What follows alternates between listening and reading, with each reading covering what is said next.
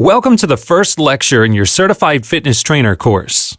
In this lecture, we will explain the basic structures and processes of the human body and how they relate to the utilization of energy and movement.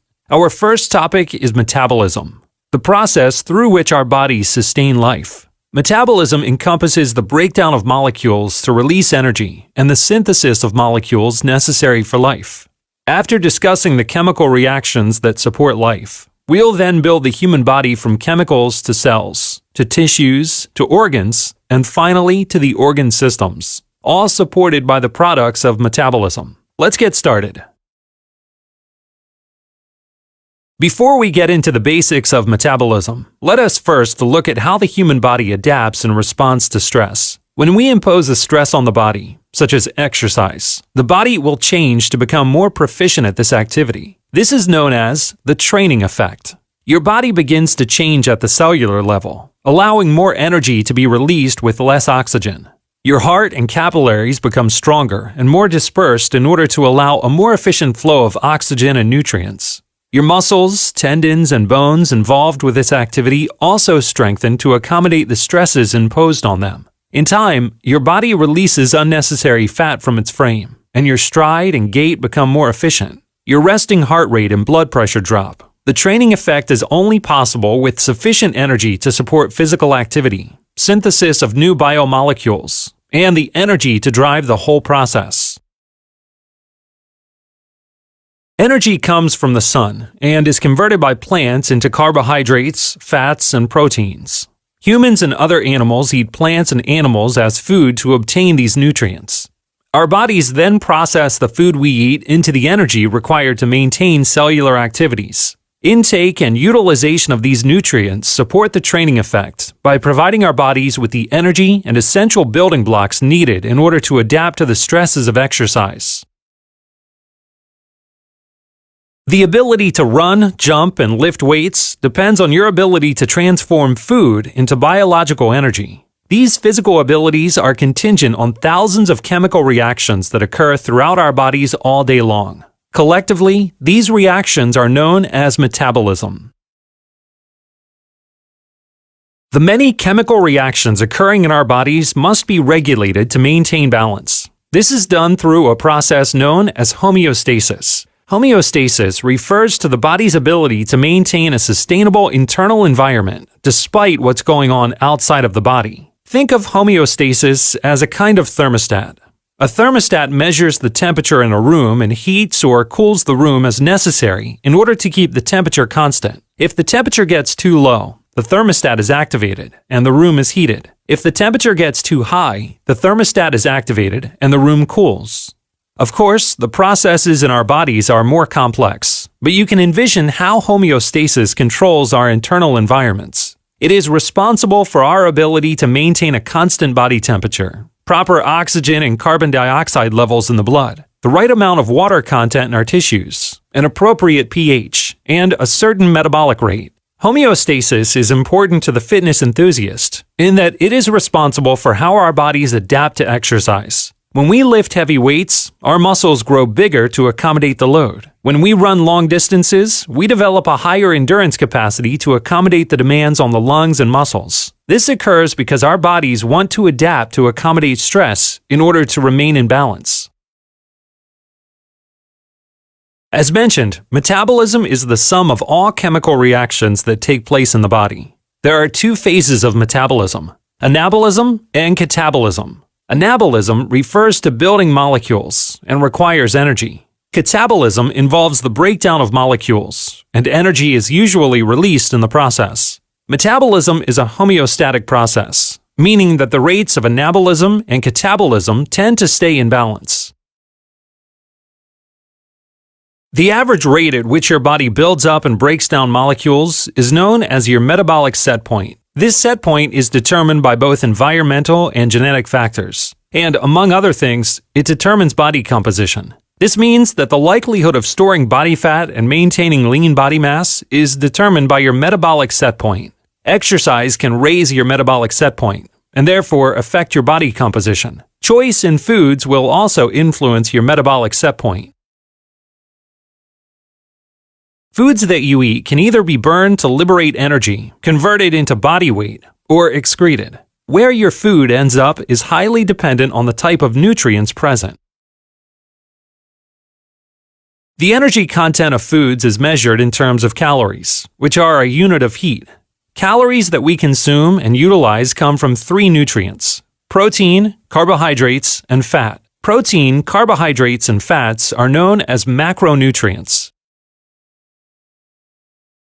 Protein is made up of long chains of amino acids that contain nitrogen. The calories coming from protein are used for maintenance, repair, and growth of new tissues and organs. Carbohydrates are a broad range of compounds that include simple and complex sugars, starches, and fiber. Calories from starches and sugars are used for energy. These compounds must be broken down into simple sugars before they can be utilized. Glucose is the form of sugar that is used for energy, and glycogen is the form of sugar that is stored in the liver and the muscles. Fat includes oils and solid fats from both animal and plant sources. Calories from conventional sources of a fat are also used for energy, but they are prone to be stored as fat, since fat found in foods already has the same molecular structure as body fat. Energy metabolism describes the breakdown of carbohydrates, fats, and proteins into usable molecules for energy. One of these molecules is adenosine triphosphate, or ATP. ATP is the molecule that stores energy in a form that can be used to fuel muscle contractions. Our muscle cells can produce ATP by any one or a combination of three metabolic pathways: the ATP-CP pathway, the non-oxidative glycolytic pathway, and the oxidative pathway. ATP can be formed in the presence or absence of oxygen.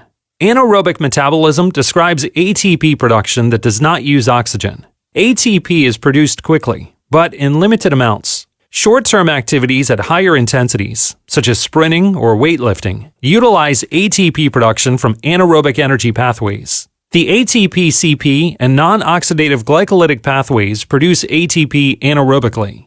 Let's take a more in-depth look at each of these pathways, beginning with the ATP-CP pathway. In the ATP-CP system, creatine phosphate, CP, contributes its phosphate group to adenosine diphosphate, turning it into adenosine triphosphate. One molecule of creatine phosphate results in one molecule of ATP. This system is sufficient for 3 to 15 seconds of all-out effort, such as throwing or Olympic weightlifting.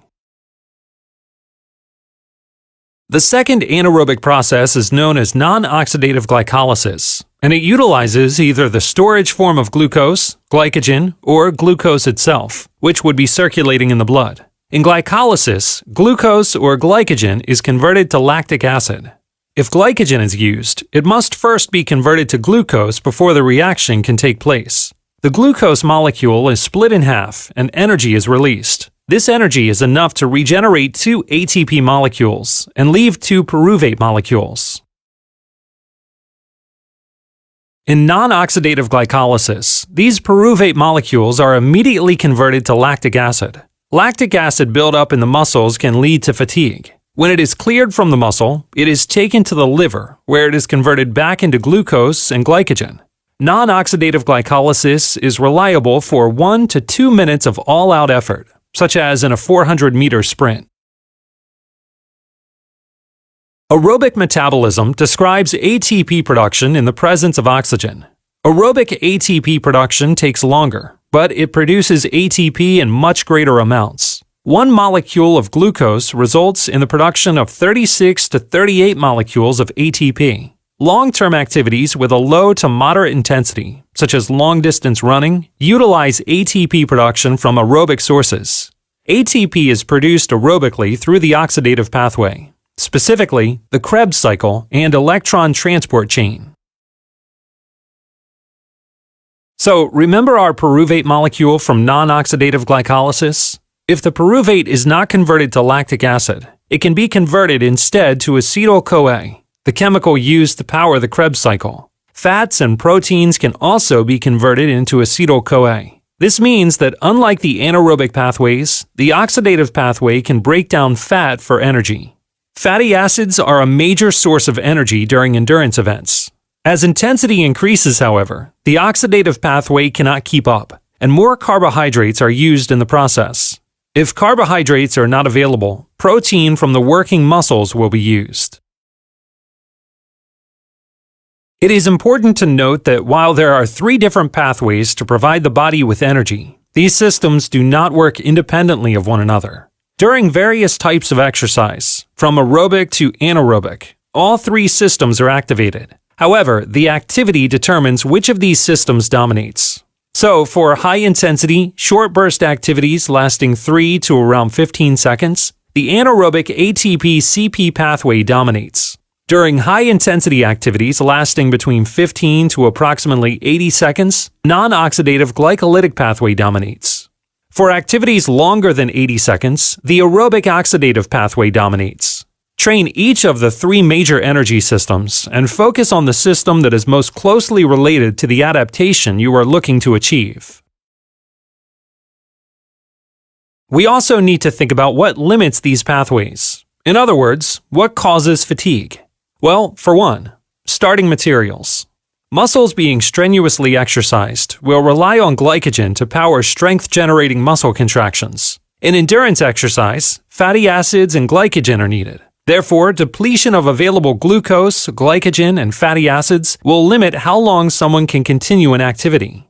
Other factors that lead to fatigue include the depletion of ATP and CP, lactic acid accumulation, calcium ion buildup in the muscles, oxygen depletion, and an increase in blood pH.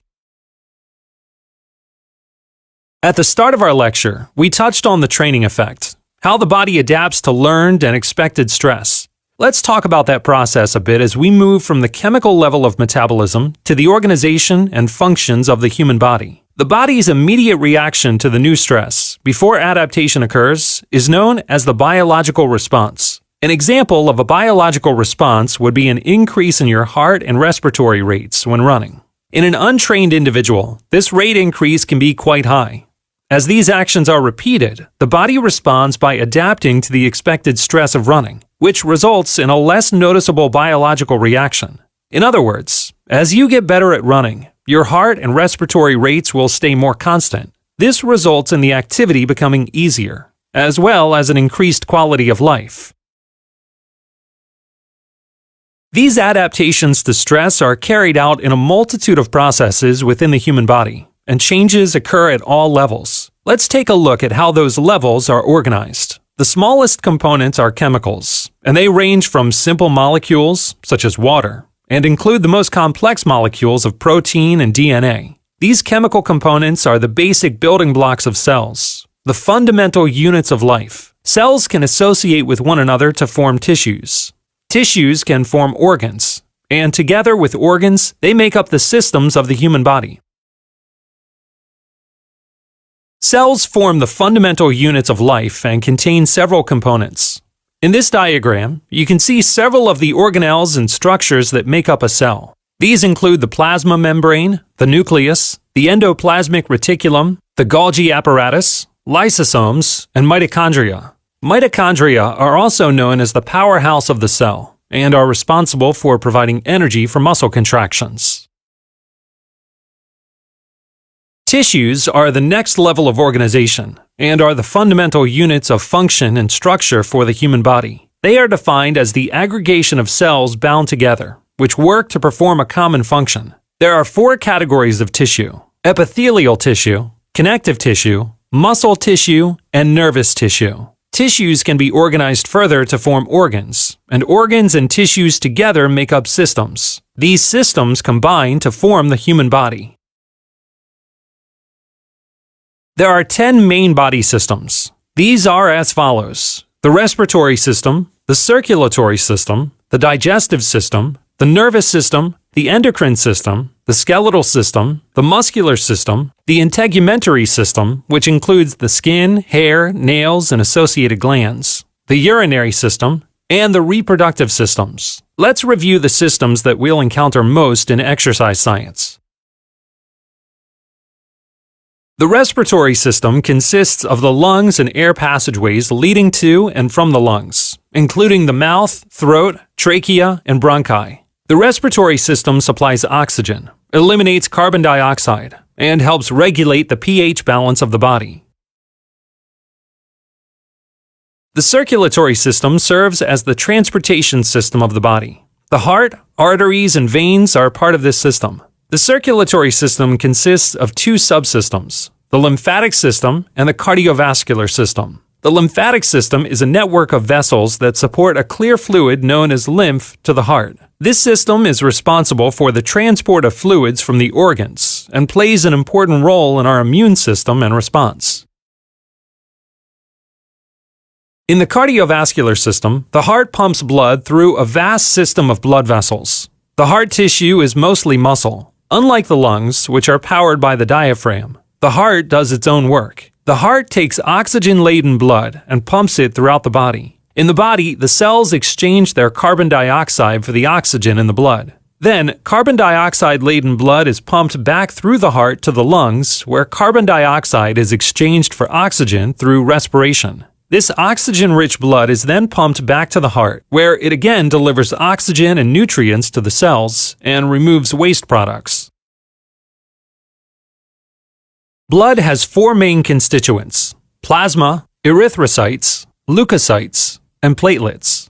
Blood cells, nutrients, and waste products are suspended in the plasma, a protein-rich medium. Erythrocytes, also known as red blood cells, are responsible for the oxygen-carbon dioxide exchange, both with the cells and in the lungs.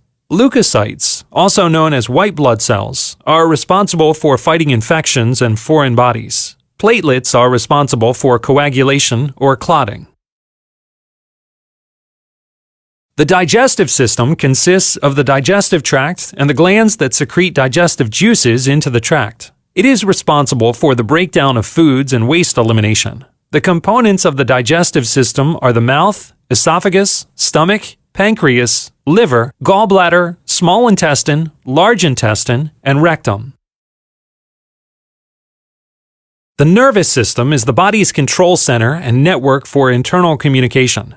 This system controls all voluntary movement as well as regulation of involuntary processes such as breathing, heart rate, and digestion. It is also important in stress regulation. Neurological adaptations are partly responsible for increases in strength and flexibility. This is accomplished through communication between the muscles and the central nervous system. For example, a skeletal muscle cannot contract until it is stimulated by a nerve impulse. The central nervous system is the control center of the body and is comprised of the brain and spinal cord. The peripheral nervous system is comprised of the neurons that carry information from the CNS to the limbs and organs. The peripheral nervous system is further divided into the autonomic and somatic nervous system. The autonomic nervous system controls the involuntary processes of the sympathetic and parasympathetic systems, which are responsible for the functions of blood vessels, glands, and internal organs. The somatic nervous system is responsible for voluntary movements and stimulates the contraction of skeletal muscles. The endocrine system works with the nervous system to maintain the steady state of the body. The endocrine system helps regulate growth, reproduction, use of nutrients by cells, salt and fluid balance, and metabolic rate. The endocrine system consists of tissues and glands that secrete chemical messengers called hormones. Hormones are made up of amino acids and can be divided into several classes based on their chemical makeup. The classifications are amino acid derivatives, peptide protein, steroids, and miscellaneous hormones. Let's take a look at some specific hormones that are important to our field. Two hormones, insulin and glucagon, are important in the transport of energy into cells. Insulin stimulates cells to take in glucose from the blood. Glucagon stimulates the liver to release glucose into the blood. Together, they maintain blood sugar levels in the body. Growth hormone is the most abundant hormone, as well as the largest and most complex protein produced by the pituitary gland. Growth hormone stimulates tissues to take up amino acids, synthesize new protein, and stimulate long bone growth. The thyroid gland, located in your neck, releases two hormones, thyroxin, T4, and triiodothyronine, T3. These two hormones can stimulate the metabolic rate, as well as regulate cell growth and activity. The adrenal glands produce epinephrine, more commonly called adrenaline, which causes a fight or flight response. The glands also produce aldosterone, which regulates the reabsorption of salt in the kidneys. And that's it for the body systems for this lecture. So there you have it. Energy created by the sun is transformed into digestible macronutrients by plants and animals. We ingest those macronutrients and convert them through digestion and chemical pathways into molecules that can be used for energy, or as the building blocks for cells, which combine tissues, which form organs, and finally, the organ systems that make up you.